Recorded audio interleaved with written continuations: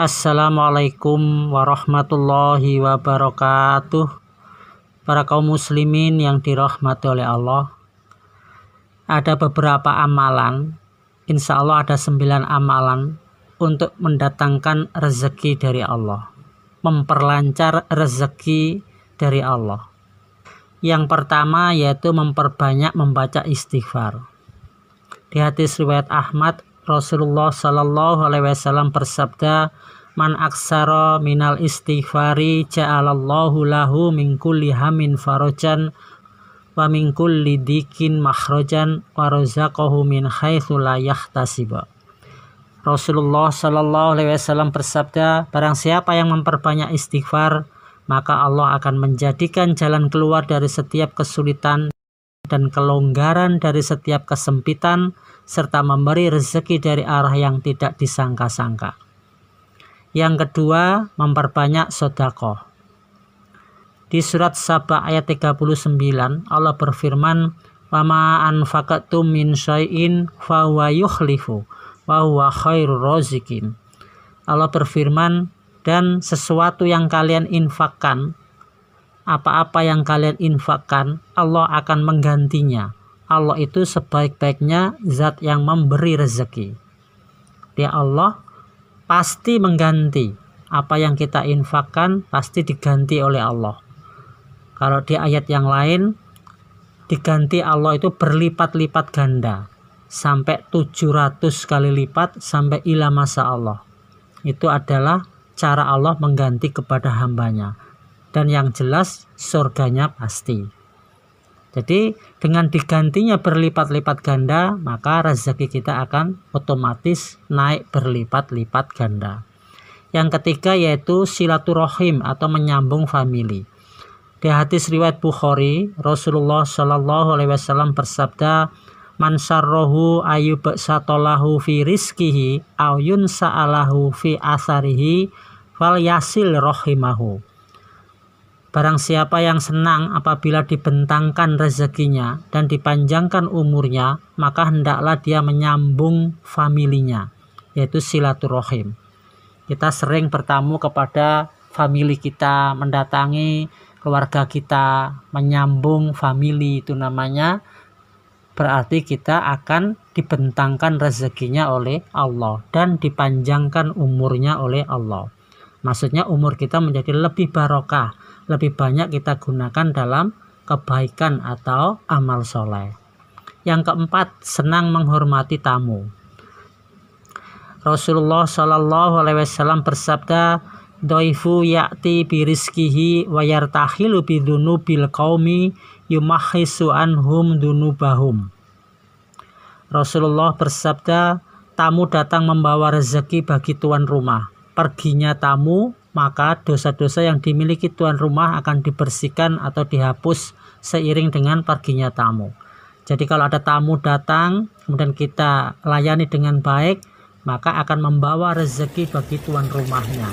Nanti ada saja rezeki yang akan datang, akan diberikan oleh Allah kepada tuan rumah yang baik. Dan perginya tamu tentunya akan membersihkan dosa-dosa tuan rumahnya. Jadi dengan tamunya pergi, maka dosa-dosa kita akan dihapuskan oleh Allah. Itulah kefadolan kedatangan seorang tamu atau beberapa tamu. Yang kelima, menjadi orang yang amanah. Di hadis riwayat Ad-Dailami, Rasulullah Shallallahu Alaihi Wasallam bersabda, "Al-amanatu tajlibur rizqa wal khiyanatu tajlibul faqr." Amanah itu menarik rezeki dan khianat itu menarik kefakiran. Itu sudah menjadi sabda Rasulullah Sallallahu Alaihi Wasallam. Kemudian yang keenam yaitu takwa kepada Allah, mengerjakan perintah dan menjauhi larangan. Di hadis di surat At-Tolak ayat 2-3 Allah berfirman, "May yattaqillaha yaj'al lahu makhrajan wa yarzuqhu min haitsu la yahtasib." Allah berfirman, di Allah sendiri ini yang berfirman, barang siapa yang bertakwa kepada Allah, maka Allah akan menjadikan jalan keluar dari permasalahan dan memberi rezeki dari arah yang tidak disangka-sangka. Kalau kita lebih banyak mendekat kepada Allah, lebih banyak takut kepada Allah, beribadah kepada Allah siang malam, pagi, siang, sore selalu menyempatkan diri untuk berzikir, untuk beribadah kepada Allah, maka Allah akan menjadikan jalan keluar dari setiap masalah yang kita punya. Dan Allah memberi rezeki dari arah yang tidak disangka-sangka oleh kita. Yang ketujuh yaitu tawakal atau pasrah kepada Allah. Di surat At-Tolak ayat 3 Allah berfirman, "Faman yatawakkal 'alallah fahuwa hasbuh." Allah berfirman, barang siapa yang tawakal, pasrah kepada Allah, maka Allah akan mencukupi keperluannya. Jadi setelah kita berusaha, berikhtiar dengan bekerja, mencari rezeki sebisa-bisanya, sepol kemampuannya, kemudian dibantu dengan doa siang malam, saat setelah sholat kita doa, saat sepertiga malam terakhir kita bangun untuk doa, maka kemudian kita pasrahkan sisanya kepada Allah. Maka barang siapa yang pasrah, tawakal kepada Allah, menyerahkan semuanya kepada Allah, maka Allah akan mencukupi keperluan kita. Itu sudah menjadi janjinya Allah. Kemudian yang ke-8, husnudzon billah, berprasangka baik kepada Allah. Di hadis riwayat Muslim, Rasulullah Shallallahu Alaihi Wasallam bersabda, ini hadis qudsi, Allah berfirman, "Ana intadzonni abdi bi wa ana ma'ahu idza da'ani." Allah berfirman, aku Allah di sisi baiknya prasangka hambaku kepadaku, dan aku akan bersamanya ketika dia berdoa kepadaku. Di Allah itu ada di prasangka baiknya hamba. Kalau kita berprasangka baik, maka pasti akan terjadi, dikabulkan oleh Allah. Dan Allah akan bersama seseorang saat dia berdoa kepada Allah. Nanti kalau kita berdoa, maka Allah akan bersama dengan kita, beserta dengan kita. Pasti Allah akan mengabulkan doa kita. Kemudian yang ke-9 yaitu menertibkan sholat tahajud dan berdoa di sepertiga malam yang terakhir.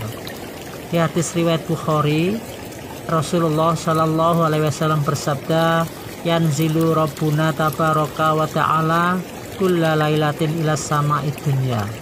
Hina yabqa sulusul lailil akhir yaqulu mayyad'uni fastajiba lahu mayas'aluni fa'utiyahu mayastaghfiruni fa'aghfira lahu." Rasulullah Shallallahu Alaihi Wasallam bersabda, Allah yang maha barokah dan maha luhur turun ke langit dunia setiap sepertiga malam yang terakhir dan berfirman, siapa saja yang berdoa kepadaku maka akan aku kabulkan. Siapa saja yang minta kepadaku, maka akan aku beri. Dan siapa saja yang mohon ampunan kepadaku, maka akan aku ampuni. Insya Allah itulah 9 cara ikhtiar kita. Ikhtiar langit istilahnya, usaha kita untuk mendatangkan rezeki dari Allah. Dengan kita berikhtiar mendatangkan 9 tadi, amalan 9 tadi, Allah pasti akan melancarkan rezeki kita. Insya Allah itu yang bisa kami sampaikan, semoga bermanfaat. Alhamdulillah, jazakumullah khairan. Wassalamualaikum warahmatullahi wabarakatuh.